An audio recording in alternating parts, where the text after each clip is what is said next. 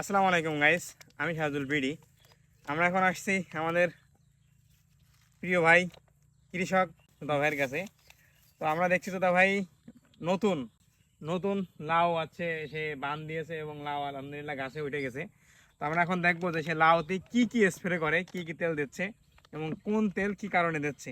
আচ্ছা, প্রথমে আমার হাতে আছে ম্যানসার কার্বনডাজিম প্লাস ম্যানকোজেব ছত্রাকনাশক, সাথে আছে থাইলেম হুল মারার জন্য, সাথে আছে এমিস ইনসিপিও। আচ্ছা, নতুন একটা প্রোডাক্ট আমরা দেখলাম ইনসিপিও। এই তিনটাই দেবেন নাকি? আচ্ছা, এখন এটা ধরেন, এটার কাজ কি? এর গাছ কাজ আছে, পোকা দমন হবে। এবার তোমার এসে জাবও কম হয়, সাদা জাব। আচ্ছা আচ্ছা, হ্যাঁ, ইনসিপিওর বিষয়টা জানতে পারলাম। থাইলেম থাইলেম মানে এই যে লাউর আছে আগা ডোগায় কি জালিতে হুল মারে, তার জন্য থাইলেম। থাইলেম ম্যানসার ম্যানসারে গাছের চেহারা ভালো আনে, গাছটা সাথে সাথে ভালো চেহারা আসে থাকে গাছে।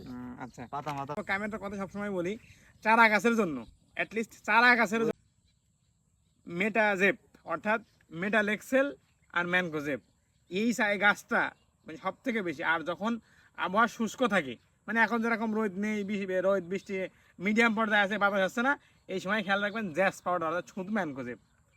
এই ম্যানকোজেবের কাজও কিন্তু একই, শুধু মেটালেক্সে যখন পচা লেগে যায় তখন এই জন্য কার্বনডাজিম। আর যখন আবহাওয়া না লাগে, লাগার আগ মুহূর্তে, অর্থাৎ আমার গ্যাসে এখন হয়নি, আমি প্যারাসিটামল খাচ্ছি, তাই আমি যেন গ্যাস না হয় তাই ওষুধ খাচ্ছি, এটা একরকম। আর গ্যাস হয়ে গেছে এটা আর একরকম, ঠিক আছে? এই জন্য যদি পচা না লেগে থাকে এমন অবস্থায় মাথায় রাখবেন জ্যাস পাউডার, শুধু জ্যাস পাউডার না, এই যে ম্যানকোজেব, এটুকু হলেই হচ্ছে, আর কিছু দেওয়া লাগবে না। আর যদি লেগে যায় তখন কার্বনডাজিম। বুঝতে পারিছি? লাউর যে বান্ডা, আমি আসলে প্রত্যেকের ভিডিও সবসময় চেষ্টা করি, বিশেষ করে আপনার কাছ থেকে, যে আসলে লাউর সেক্টরটা, লাউটা আপনি লাগাইছেন, এখানে 10 কাঠা লাউ আছে তাই তো? তা কেমন কি মনে হচ্ছে আপনার 10 কাঠা লাউ বান্ধিতে কয় টাকা খরচ হয়েছে? 10 কাঠা 10,000। 10 কাঠায় 10,000, 10 কাঠায় 10,000 টাকা খরচ হয়েছে।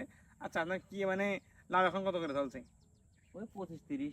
25-30। আচ্ছা, 10 কাঠা বই থেকে দিনে একদিন পর একদিন লাউ কাটতে হবে নাকি?